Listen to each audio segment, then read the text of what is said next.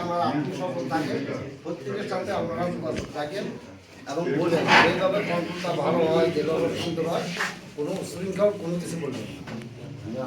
নিজের জন্য বা দেশের জন্য বা পার্টির জন্য ওইটা খেয়াল করে আপনারা কথাগুলো বলবেন। কেউ সাথে কোনো জড়িত বা কোনো গালাগালি ফালাগালি গান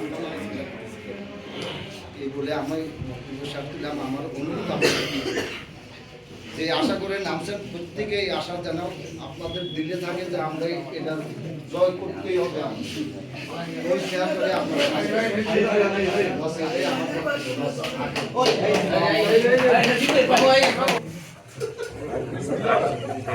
যদি না হইতো তাহলে আজকে আমরা এখানে বসতে পারতাম না। দেখি একমতই সবাই, কারণ হাসিনা থাকা অবস্থা এখানে বসা সম্ভব ছিল না। এখন যারা দাবাইছে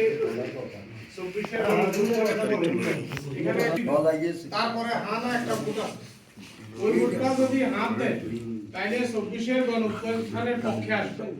এখন কি আপনারা 72-এর সংবিধান চান না নতুন সংবিধানের অধীনে চান? যদি নতুন সংবিধান চান তাহলে হানার মধ্যে ভোট দিবেন, ধানের সাথে পাশাপাশি। আমার অনুরোধ